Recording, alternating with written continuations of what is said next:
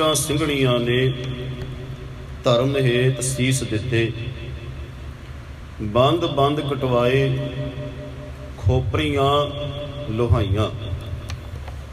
ਇੱਥੇ ਸ਼ਬਦ ਬੇਸ਼ੱਕ ਦੀ ਬਹੁ ਵਚਨ ਹੈ, ਖੋਪਰੀਆਂ ਲੋਹਾਈਆਂ। ਇਹਦਾ ਮਤਲਬ ਇਸ ਤੋਂ ਇਲਾਵਾ ਹੋਰ ਵੀ ਖੋਪਰੀਆਂ ਲੱਥੀਆਂ ਹੋਣਗੀਆਂ ਜਿਹੜੇ ਇਤਿਹਾਸ ਬਣਾ ਗਏ ਪਰ ਲਿਖਤ ਵਿੱਚ ਨਹੀਂ ਆਏ।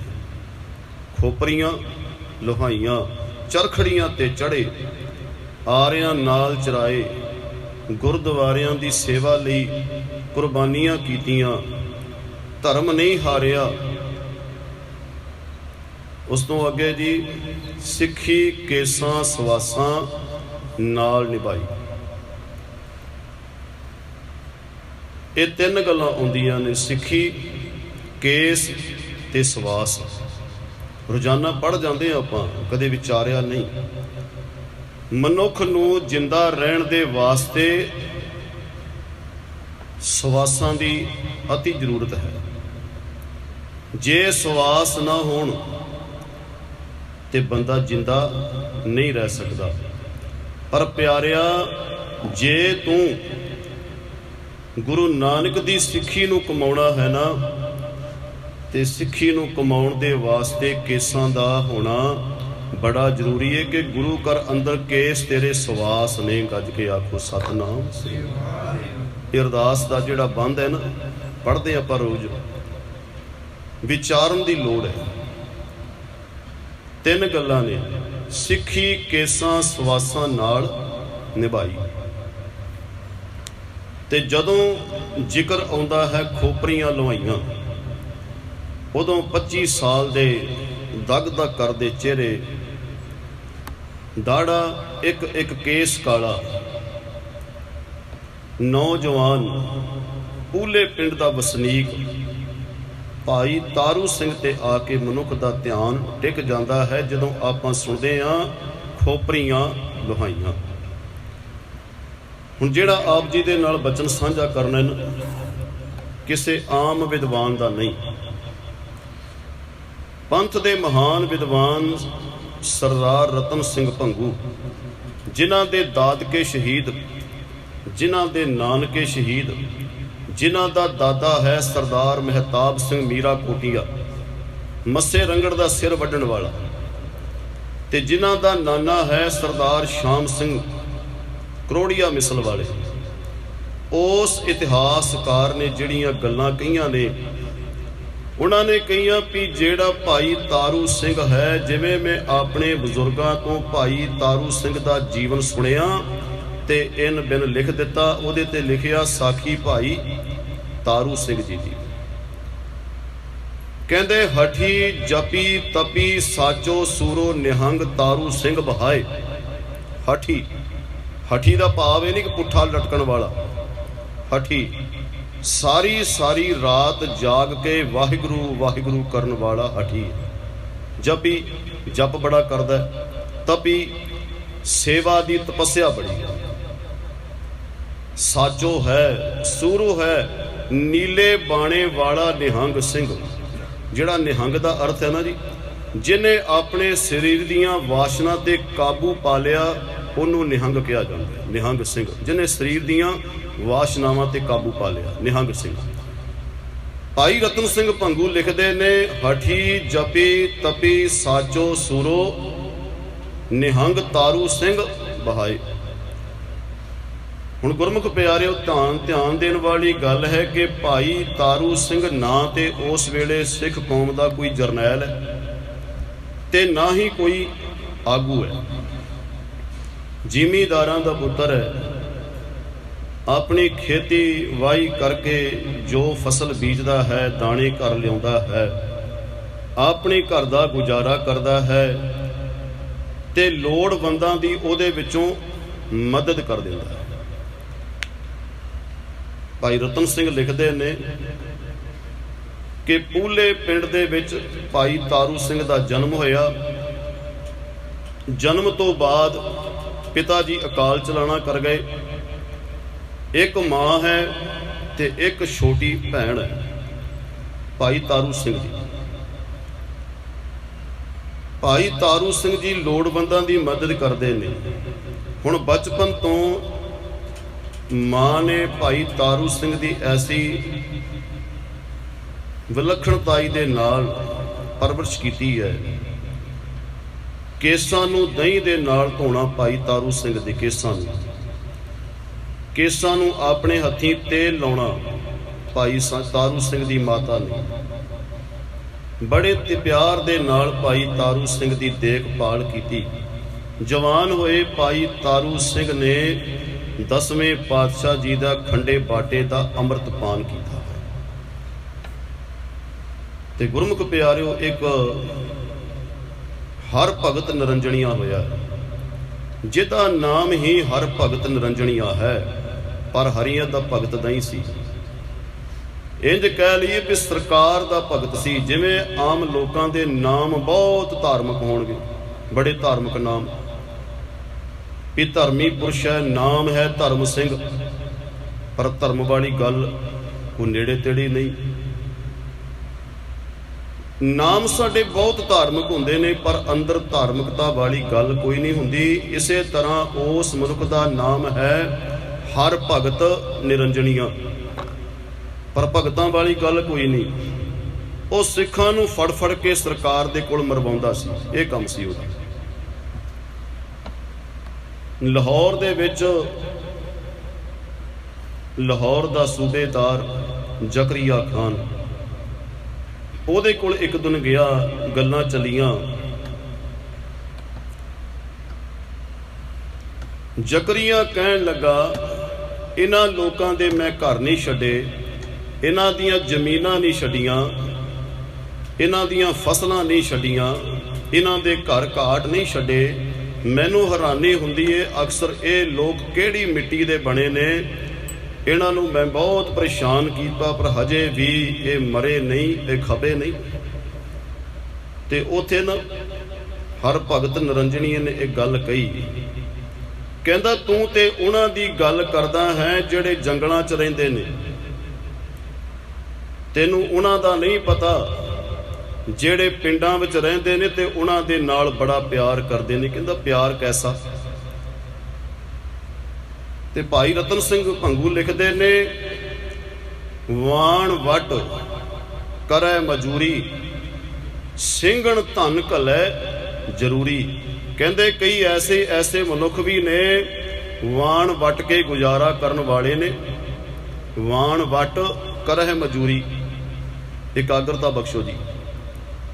ਕਹਿੰਦੇ ਜਿਹੜੇ ਵਾਣ ਵੱਟਦੇ ਨੇ, ਜਿੱਥੇ ਆਪਣੇ ਪਰਿਵਾਰ ਨੂੰ ਪਾਲਦੇ ਨੇ, ਤੇ ਵਿੱਚੋਂ ਦਸਵੰਧ ਕੱਢ ਕੇ ਜਿਹੜੇ ਪੰਜਾਬ ਦੀ ਆਜ਼ਾਦੀ ਦੇ ਵਾਸਤੇ ਲੜਦੇ ਨੇ, ਜਿਹੜੇ ਜੰਗਲਾਂ 'ਚ ਬੈਠੇ ਲੋਕ ਨੇ, ਕਹਿੰਦੇ ਉਹਨਾਂ ਦੀ ਉਹ ਮਦਦ ਕਰਦੇ ਨੇ। ਕਹਿੰਦੇ ਆਪਣੇ ਮੂੰਹ ਦੇ ਵਿੱਚੋਂ ਬੁਰਕੀ ਕੱਢ ਕੇ ਵੀ ਉਹਨਾਂ ਤੱਕ ਪਹੁੰਚਾਉਣ ਦੀ ਕੋਸ਼ਿਸ਼ ਕਰਦੇ ਨੇ। ਤੇ ਗੁਰਮੁਖ ਪਿਆਰਿਓ, ਇਧਰ ਭਾਈ ਤਾਰੂ ਸਿੰਘ ਜੀ ਇੱਕ ਦਿਨ ਮਾਂ ਨੂੰ ਕਹਿਣ ਲੱਗੇ, ਮਾਂ ਦੇਖ ਤੂੰ ਸਾਨੂੰ ਗਰਮੀਆਂ ਦੇ ਵਿੱਚ ਬਰੀਕ ਕੱਪੜੇ ਸਵਾ ਕੇ ਦੇਂਦੀ ਏ, ਸਰਦੀਆਂ ਦੇ ਵਿੱਚ ਗਰਮ ਕੱਪੜੇ ਸਵਾ ਕੇ ਦੇਂਦੀ ਏ।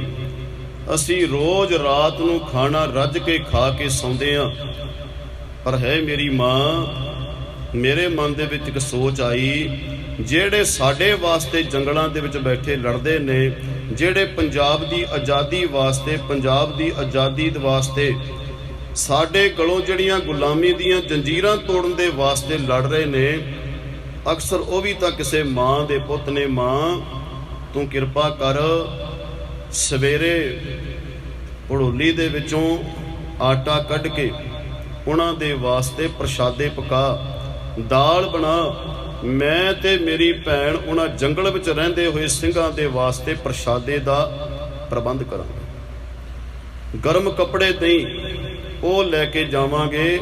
ਅਸੀਂ ਤੇ ਰਾਤ ਨੂੰ ਇੱਥੇ ਮੁੱਢ ਬਾਲ ਕੇ ਵੀ ਗੁਜ਼ਾਰਾ ਕਰ ਸਕਾਂਗੇ, ਪਰ ਜਿਹੜੇ ਜੰਗਲਾਂ ਵਿੱਚ ਰਹਿੰਦੇ ਨੇ, ਬਿਨਾਂ ਵਸਤਰਾਂ ਤੋਂ ਸਾਡੀ ਆਜ਼ਾਦੀ ਵਾਸਤੇ ਲੜਦੇ ਨੇ, ਸਾਡਾ ਫਰਜ਼ ਬਣਦਾ ਅਸੀਂ ਉਹਨਾਂ ਦੀ ਸੇਵਾ ਕਰੀਏ। ਮਾਂ ਖੁਸ਼ ਹੋ ਗਈ। ਮਾਂ ਕਹਿਣ ਲੱਗੀ, ਪੁੱਤਰ ਤੇਰੀ ਸੋਚ ਬੜੀ ਵਧੀਆ ਹੈ, ਸਵੇਰੇ ਇਸ ਤਰ੍ਹਾਂ ਕਰਾਂਗੀ, ਮੈਂ ਪ੍ਰਸ਼ਾਦੇ ਬਣਾਵਾਂਗੀ, ਦਾਲ ਬਣਾਵਾਂਗੀ। ਤੁਸੀਂ ਦੋਨੋਂ ਭੈਣ ਭਰਾ ਜਿਹੜੇ ਜੰਗਲਾਂ ਵਿੱਚ ਰਹਿੰਦੇ ਨੇ, ਜਿਹੜੇ ਸਾਡੀ ਆਜ਼ਾਦੀ ਵਾਸਤੇ ਲੜਦੇ ਨੇ, ਉਹਨਾਂ ਦੇ ਵਾਸਤੇ ਪ੍ਰਸ਼ਾਦੇ ਲੈ ਜਾਇਓ, ਤੇ ਗਰਮ ਕੱਪੜੇ ਵੀ ਦਿਆਂਗੀ, ਉਹ ਵੀ ਜਾ ਕੇ ਦਿਆ। ਤੇ ਗੁਰਮੁਖ ਪਿਆਰਿਓ, ਹਰ ਭਗਤ ਨਿਰੰਜਣੀਆਂ ਕਹਿਣ ਲੱਗਾ ਜ਼ਕਰੀਏ ਨੂੰ, ਕਹਿਣ ਲੱਗਾ ਤੈਨੂੰ ਇਹਨਾਂ ਲੋਕਾਂ ਬਾਰੇ ਨਹੀਂ ਪਤਾ ਜਿਹੜੇ ਜੰਗਲਾਂ ਵਿੱਚ ਬੈਠਿਆਂ ਹੋਇਆਂ ਦੀ ਮਦਦ ਕਰਦੇ ਨੇ। ਆਪ ਸਹਿ ਨੰਗ ਅਰ ਭੁੱਖ, ਸਿੰਘਨ ਦੇਖ ਨਾ ਸਾਕੈ ਦੁੱਖ। ਵਾਣ ਵੱਟ ਕਰਹਿ ਮਜੂਰੀ, ਸਿੰਘਨ ਧਨ ਘੱਲੈ ਜ਼ਰੂਰੀ। ਕਹਿੰਦੇ ਆਪ ਤੇ ਆਪਣੇ ਸਰੀਰ ਤੇ ਕੱਪੜੇ ਲਪੇਟ ਕੇ ਸਾਰ ਲੈਂਦੇ ਨੇ, ਪਰ ਜਿਹੜੇ ਗਰਮ ਤੇ ਕੱਪੜੇ ਬਣਾਉਂਦੇ ਨੇ ਉਹ ਉਹਨਾਂ ਸਿੰਘਾਂ ਦੇ ਵਾਸਤੇ ਭੇਜ ਦਿੰਦੇ ਨੇ, ਜਿਹੜੇ ਜੰਗਲਾਂ ਦੇ ਵਿੱਚ ਬੈਠੇ ਆਜ਼ਾਦੀ ਦੀ ਲੜਾਈ ਲੜਦੇ ਨੇ। ਤੇ ਗੁਰਮੁਖ ਪਿਆਰਿਓ, ਉੱਥੋਂ ਫਿਰ ਜ਼ਕਰੀਏ ਨੇ ਭਾਈ ਤਾਰੂ ਸਿੰਘ ਦੀ ਗ੍ਰਿਫਤਾਰੀ ਦੇ ਵਾਰੰਟ ਜਾਰੀ ਕਰ ਦਿੱਤੇ। ਹਰ ਭਗਤ ਨਿਰੰਜਣੀਆਂ ਕਹਿਣ ਲੱਗਾ ਪੂਲੇ ਪਿੰਡ ਦਾ ਵਸਨੀਕ ਭਾਈ ਤਾਰੂ ਸਿੰਘ ਹੈ ਤੇ ਉਹਦੀ ਭੈਣ ਹੈ। ਪ੍ਰਸ਼ਾਦੇ ਪਕਾ ਕੇ, ਦਾਲ ਬਣਾ ਕੇ ਉਹਨਾਂ ਜੰਗਲਾਂ ਵਿੱਚ ਰਹਿੰਦੇ ਹੋਏ ਮਨੁੱਖਾਂ ਦੇ ਕੋਲ ਪਹੁੰਚਾਉਂਦੇ ਨੇ। ਪਰ ਗੁਰਮੁਖ ਪਿਆਰਿਓ, ਬੜਾ ਲੰਬਾ ਸਮਾਂ ਬੀਤ ਗਿਆ।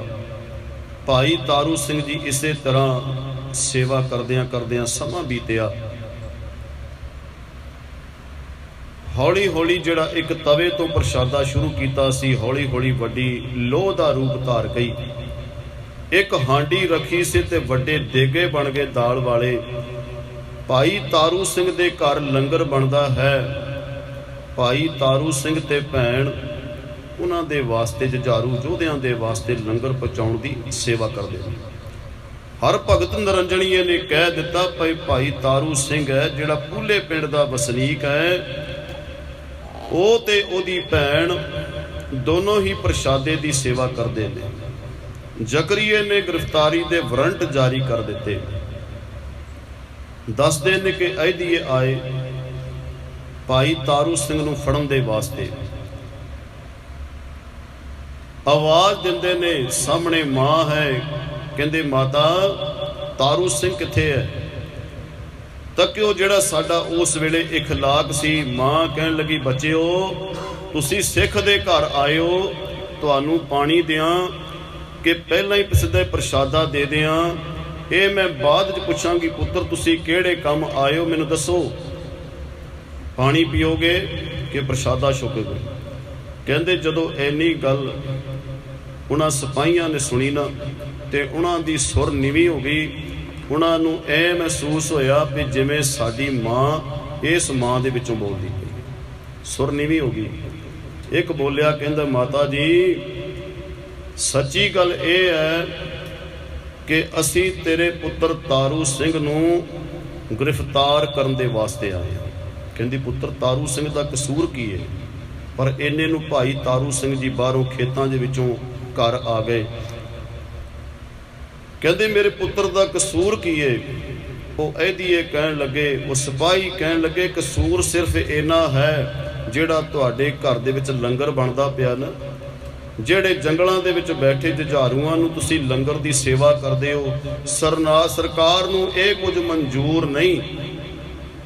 ਇਹ ਤੁਹਾਡੀ ਸੇਵਾ ਕਰਨੀ ਸਰਕਾਰ ਨੂੰ ਇਹ ਪ੍ਰਵਾਨ ਨਹੀਂ।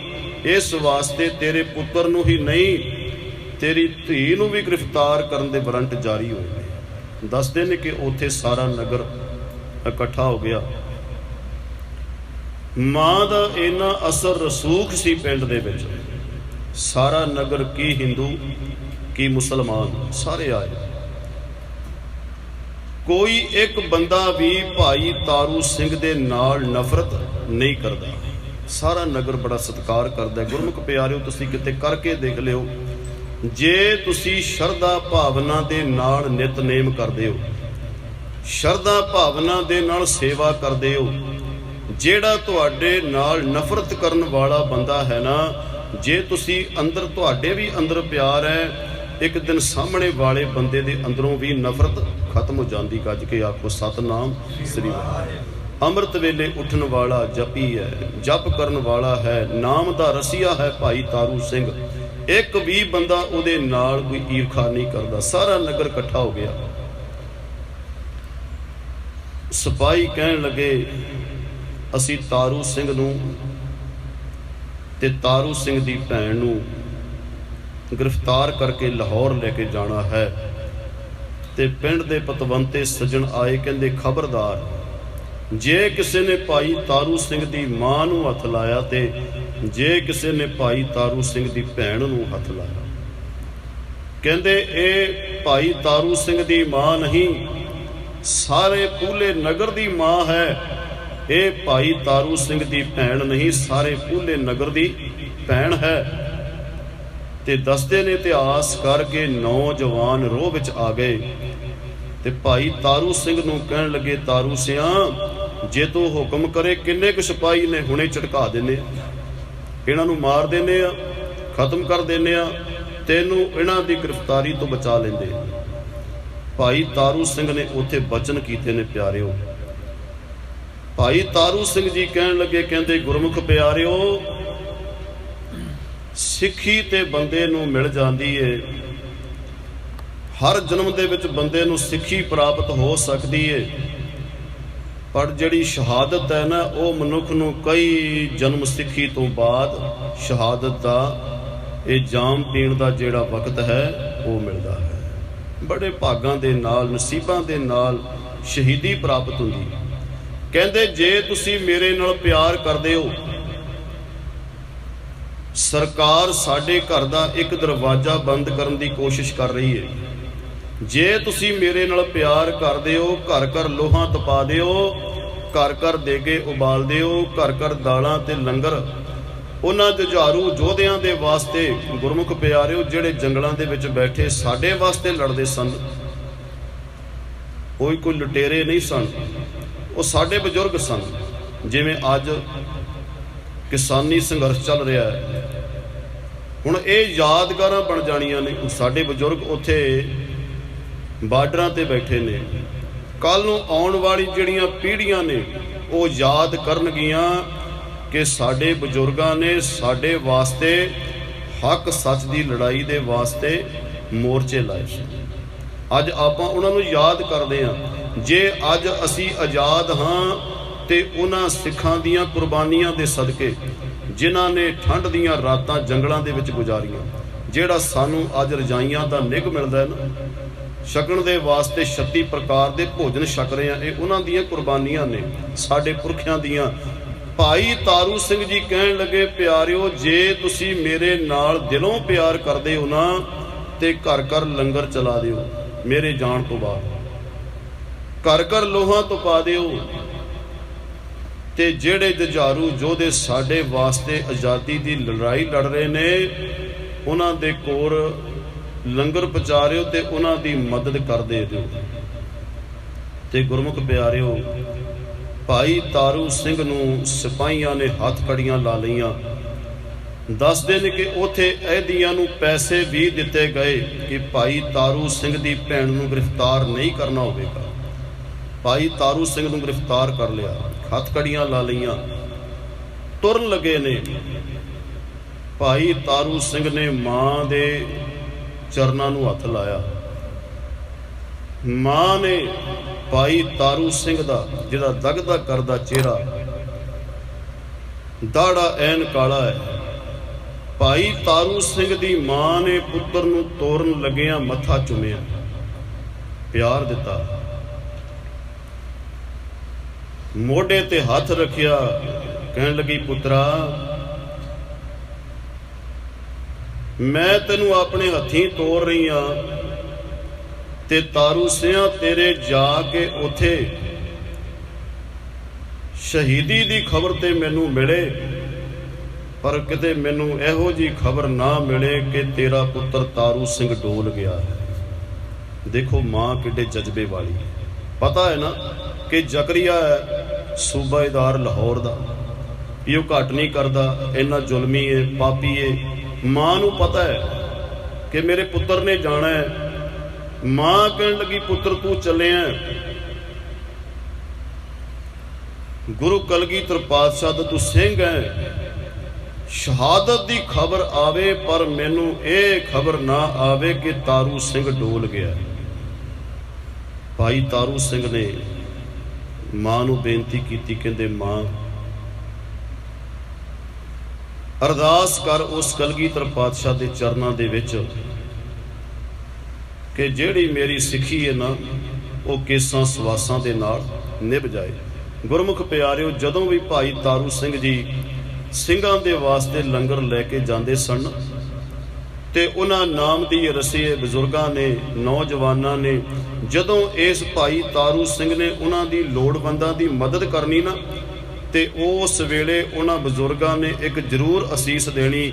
ਕਹਿੰਦੇ ਤਾਰੂ ਸਿਆਂ ਤੈਨੂੰ ਕਲਗੀਧਰ ਪਾਤਸ਼ਾਹ ਦੇ ਸੁਪੁੱਤਰਾਂ ਦਾ ਦਰਜਾ ਮਿਲੇ, ਤੈਨੂੰ ਗੁਰੂ ਸੁਪੁੱਤਰਾਂ ਦਾ ਦਰਜਾ ਮਿਲੇ ਤੇ ਤੇਰੀ ਸਿੱਖੀ ਕੇਸਾਂ ਸਵਾਸਾਂ ਦੇ ਨਾਲ ਨਿਭ ਜਾਏ। ਅੱਜ ਦੀ ਤਰ੍ਹਾਂ ਨਹੀਂ ਸਨ ਕਿਸੇ ਬਾਬੇ ਨੂੰ ਜਾ ਕੇ ਆਪਾਂ ਲੱਖ ਰੁਪਈਆ ਭੇਟ ਕਰ ਦਿੱਤੇ, ਬਾਬਾ ਕਹਿੰਦਾ ਤੇਰਾ ਕਾਰੋਬਾਰ ਵਧੇ ਫੁੱਲੇ। ਨਹੀਂ, ਇਹ ਗੱਲਾਂ ਥੋੜੀ ਨੇ ਕੋਈ। ਨਾਲ ਨਿਭਣ ਵਾਲੀ ਤੇ ਸਿੱਖੀ ਏ ਤੇ ਸਿਮਰਨ ਹੈ। ਉਹਨਾਂ ਨੇ ਅਸੀਸਾਂ ਦੇਣੀਆਂ। ਕਹਿੰਦੇ ਤਾਰੂ ਸਿਆਂ ਐਡੀ ਭਾਵਨਾ ਦੇ ਨਾਲ ਸੇਵਾ ਕਰਦਾ ਹੈ, ਤੈਨੂੰ ਗੁਰੂ ਸੁਪੁੱਤਰਾਂ ਦਾ ਦਰਜਾ ਮਿਲੇ, तेरी सिੱਖੀ केसां सवासां दे नाल निभ जाए। भाई तारू सिंह जी तुरन लगे, कहन लगे माता जी तुसी भी ये असीस दिओ कि मेरी सिੱਖੀ केसां सवासां दे नाल निभ जाए, मैं शहादत पा के गुरु कलगीधर पातशाह दे पावन चरनां च पहुँच जावां। कहंदे मां तैनूं यही खबर आएगी कि मान दे नाल तेरा सिर उच्चा होवेगा कि भाई तारू सिंह शहीद हो गया। भाई तारू सिंह ने मां नूं आख्या, मां ने भाई तारू सिंह ने तोरिया, भाई तारू सिंह नूं तोरिया।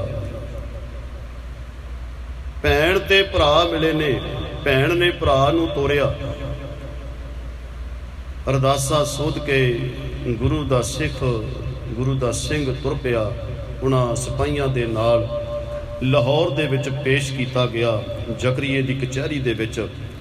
अगे जाके जकरीए दे नाल बड़ियां गल्लां बातां होईयां ते जकरीए ने लालच भी दिते कि तैनूं इन्ने पैसे दिते जाणगे, तेरा नौजवान मुटियार दे नाल विआह कर दिता जाएगा, बड़े अमीर घराणे दे विच तेरी शादी हो जाएगी, पर तूं एक गल कर, जिहड़ी अपनी सिੱਖੀ है ना वो त्याग दे। ते गुरमुख प्यारिओ, भाई तारू सिंह ने पता उत्थे की जवाब दिता सी जकरीए नूं। कहंदा मैं शरीर त्यागण आया, सिੱਖੀ त्यागण नहीं आया। शरीर चला जाए पर मेरी सिੱਖੀ सवासां दे नाल निभ जाए। जिवें मनुख नूं साह दे वास्ते सवासां दा बड़ा जरूरी है ना जिंदगी दे वास्ते, ते गुरमुख प्यारिओ सिख वास्ते, सिੱਖੀ कमाउण दे वास्ते केसां दा होना एक सवासां दा काम करदा। भाई तारू सिंह जी कहण लगे मैं सिੱਖੀ त्यागण नहीं आया, मैं शरीर त्यागण वास्ते आया, शहीद होण दे वास्ते आया। ते गुरमुख प्यारिओ, जदों भाई तारू सिंह ने केसां दी गल कीती ना ते जकरीए ने गुस्से दे विच आके गया, कहंदा जूतन के संग केस उडाऊं, कहंदा मैं जुत्ते मार के तेरे केस ला देंगा। गुस्से च आके जकरीए ने कहा। ते गुरमुख प्यारिओ, उत्थे नाम दे रसीए भाई तारू सिंह ने कहा सी जुत्ते मैं अपने मार के तेनू अगे लैके जावांगा। हुण नाम दा रसीआ सी भाई तारू सिंह, उन्हें कहा सी जुत्ते मार के केस लाहांगा। ते भाई तारू सिंह ने कहा सी तू मैनू जुत्तियां दी की मार मारनी है, मैं अपने जुत्ते अगे ला के तेनू ला के ले जाना है, तेनू अगे लैके जाना जुत्तियां दे अगे ला के। भाई रतन सिंह भंगू ने दस्सिया है, कहंदे फिर उथे जकरीए ने भाई तारू सिंह दी खोपरी उतारन दा हुक्म कर दिता।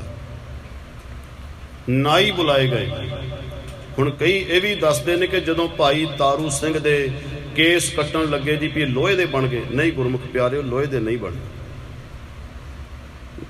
गुरु दे सिख ने सिक्खी निभाउणी है।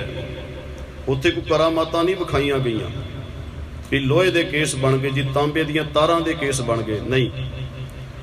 नाई आया, भाई तारू सिंह दीयां अखां दे विच नाई अखां नहीं पा सकिया, उहदे हत्थों कैंचियां छुट गईयां, डिग गईयां। फिर नेड़े होया, हुण भाई रतन सिंह भंगू ने यह लिखिया है कि भाई तारू सिंह दी खोपरी किवें उतारी गई, उतारन दा तरीका दस्सिया। रतन सिंह भंगू लिखते ने, पैनी थी रंबी रखी। पैनी का अर्थ है रंबी तिखी करनी। माथे मध्यो दियो टिकाए, मथे दे मध दे विच इत्थे कहंदे उन्हें टिका दित्ती। रंबी रख के उपरों जोर दे नाल हथौड़ा मारिया। पैनी थी रंबी रखी, माथे मध्यो दियो टिकाए। माथे तो कन्ना थाई पहला खब्बा पासा कटिया सेंटर चो लैके, फिर सज्जा पासा कटिया गया कन्ना तक, ते जदों पिछे चले गई कटदियां कटदियां रतन सिंह भंगू लिखते ने, माथे मध्यो दियो टिकाए, माथे तो कन्ना थाई गिचियों दियो पटवाए। कहते उस जलाद ने जदों कन्ना तो अगे चली गई ना खोपरी, फिर उन्हें उथों खिंच के पट ली गई। भाई तारू सिंह दा जिहड़ा चेहरा है, जिहो जिहा उहदे खून दा रंग, उहो जिहा भाई तारू सिंह दे चेहरे दा रंग सी। जलाल चढ़िया होया, ओ गुरु का सिंह वाहिगुरु वाहिगुरु वाहिगुरु करी जाए गुरमुख प्यारिओ। जलाद भी हैरान होए। भाई तारू सिंह दे शरीर नूं उन्हां जालमां ने बाहरले पासे सुट दिता गया। ते उसे रात जाके जकरिया रात नूं जदों अपने घर गया, इतिहास दसदा कि उसे रात जकरिए दा पेशाब दा बन पै गया। सारी रात विलकदा है, रोंदा है, करलाउंदा है, पर उन्होंने ये पता जरूर लग गया, पर किसी मनुखता की सेवा करने वाले नूं मैं अज दुखी किया, किसी सेवा की मूर्त नूं दुखी किया है। जकरिए नूं इन्ना पता जरूर लग गया, पर उन्हें कहा सी ना, जकरिए नूं पता लग गया भी मैं कहा सी भी मैं जुत्ते मार के तेरे केस लाहांगा। उन्हें कहा सी तू मेरे केस जुत्ते मार के की लाने ने, मैं जुत्ते मार के तेनू अगे ला के लैके जावांगा। ते जकरिए ने भाई सुबेग सिंह दे नाल राबता कायम किया। सवेर होई, हुण भाई सुबेग सिंह वो ने जिन्हां नूं चरखड़ियां ते बाद विच चाढ़िया गया। सुबेग सिंह ते शाहबाज सिंह दोनों प्यो पुत्रां दी कुर्बानी है जी, जिहड़े चरखड़ियां ते चढ़े ने। इतिहास वो होर है, दोनों प्यों पुत्रां दी शहादत है चरखड़ियां ते चढ़न वाले। भाई सुबेग सिंह जी दे नाल राबता कायम किया जकरिए ने। जकरिए ने कहा कि मेरे कोलों गुनाह हो गया, मनुखता की सेवा करने वाले दे नाल ते उहदे नाल मैं इन्ना जुल्म किया, हुण किवें ना किवें हो सके मेरी बंद खलासी करवा। भाई सुबेग सिंह जी पंथ दे कोल आए। उस वेले गुरु के सिंह भाई तारू सिंह दे शरीर नूं चुक के एक पासे धर्मशाला दे विच लै गए सन। सुबेग सिंह ने दसिया कि जकरिए ने जदों कहा सी ना कि मैं जुत्ते मार के इहदे केस ला दियांगा, ते गुरमुख प्यारिओ कहंदे उस वेले भाई साहब ने एक बचन किया सी। वो कहंदे तू नहीं मैनू मार सकना जुत्ते, कहंदे मैं अपने जुत्तियां दे अगे ला के तेनू लिजावांगा। फिर उस वेले गुरमुख प्यारिओ पंथ ने फैसला किया कि भाई सब दे पैर दा जोड़ा उस जकरिए नूं भेज दिओ। ज्यों ज्यों जकरिया फड़ के भाई तारू सिंह दा जोड़ा अपने सिर च मारेगा ते उन्होंने पेशाब आएगा, बन टुटेगा। ये गल हुई है, कोई अत कथनी नहीं।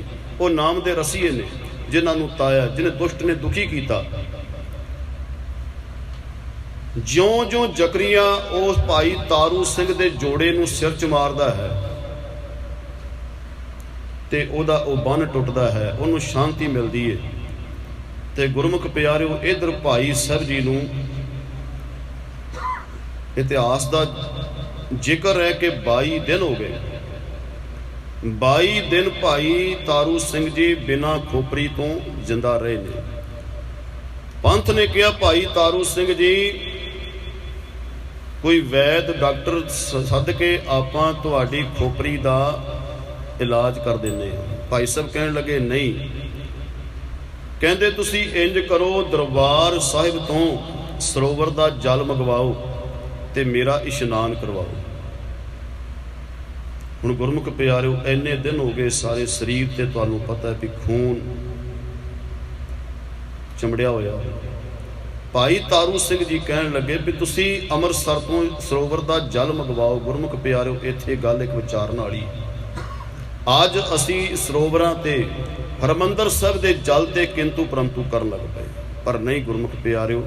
ਭਾਈ ਤਾਰੂ ਸਿੰਘ ਨੇ ਕਿਹਾ, ਕਹਿੰਦੇ ਜਲ ਮੰਗਵਾਓ। ਜਲ ਮੰਗਵਾਇਆ ਗਿਆ। ਭਾਈ ਤਾਰੂ ਸਿੰਘ ਦਾ ਇਸ਼ਨਾਨ ਕਰਵਾਇਆ ਗਿਆ। ਦੱਸਦੇ ਨੇ ਕਿ ਭਾਈ ਤਾਰੂ ਸਿੰਘ ਨੇ ਇੱਕ ਦਿਨ ਪਹਿਲਾਂ ਬੋਲ ਕੇ ਕਹਿ ਦਿੱਤਾ ਸੀ, ਗੁਰਮੁਖ ਪਿਆਰਿਓ, ਕੱਲ ਨੂੰ ਲੱਕੜਾਂ ਦਾ ਪ੍ਰਬੰਧ ਕਰ ਲਿਓ, ਕੱਲ ਨੂੰ ਮੈਂ ਕਲਗੀਧਰ ਪਾਤਸ਼ਾਹ ਦੀ ਗੋਦ ਵਿੱਚ ਚਲੇ ਜਾਣਾ। ਸਾਰਾ ਪੰਥ ਇਕੱਠਾ ਹੋਇਆ ਉੱਥੇ। ਭਾਈ ਤਾਰੂ ਸਿੰਘ ਦਾ ਇਸ਼ਨਾਨ ਕਰਾਇਆ ਗਿਆ। ਸਵੇਰ ਦਾ ਨਿਤਨੇਮ ਹੋਣ ਲੱਗਾ ਹੈ। ਭਾਈ ਤਾਰੂ ਸਿੰਘ ਜੀ ਸਰਵਣ ਕਰਦੇ ਪਏ ਨੇ। ਜਦੋਂ ਪਾਠੀ ਸਿੰਘ ਪਾਠ ਕਰਦਾ ਹੋਇਆ ਆਨੰਦ ਸਾਹਿਬ ਦੀ ਬਾਣੀ ਤੇ ਪਹੁੰਚਾ ਹੈ, ਤੇ ਉਸ ਵੇਲੇ ਭਾਈ ਤਾਰੂ ਸਿੰਘ ਜੀ ਉਸ ਆਨੰਦਪੁਰੀ ਦੇ ਵਾਸੀ ਗੁਰੂ ਗੋਬਿੰਦ ਸਿੰਘ ਮਹਾਰਾਜ ਦੇ ਪਾਵਨ ਚਰਨਾਂ ਦੇ ਵਿੱਚ ਜਾ ਕੇ ਬਿਰਾਜਮਾਨ ਹੋ ਗਏ ਸਨ। ਗੱਜ ਕੇ ਆਖੋ ਸਤਨਾਮ ਸ੍ਰੀ ਵਾਹਿਗੁਰੂ। ਸਰੀਰਕ ਚੋਲਾ ਤਿਆਗ ਗਏ ਭਾਈ ਤਾਰੂ ਸਿੰਘ ਜੀ। ਇਧਰ ਪਾਠੀ ਸਿੰਘ ਪਾਠ ਕਰ ਰਹੇ ਆਨੰਦ ਸਾਹਿਬ ਦਾ।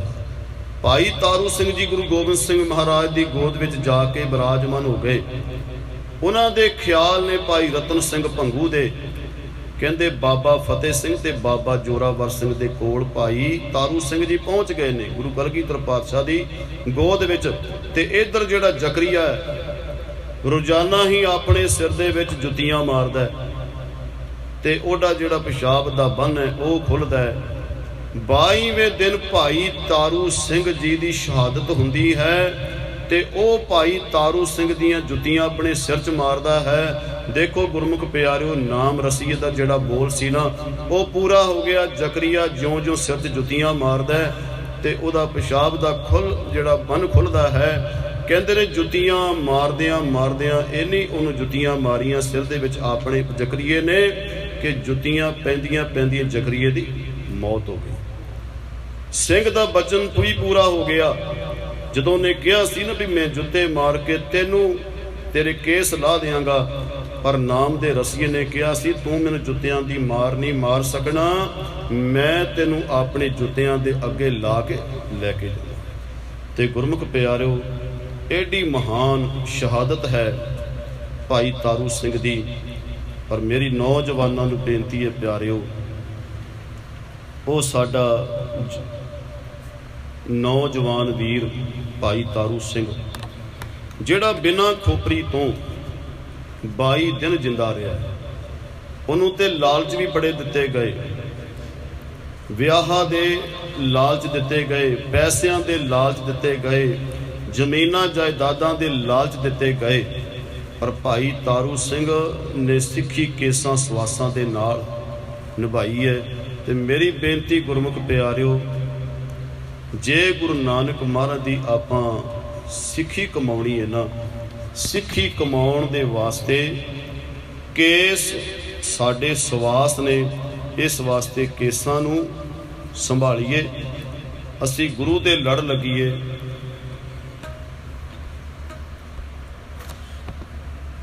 ਤੇ ਗੁਰੂ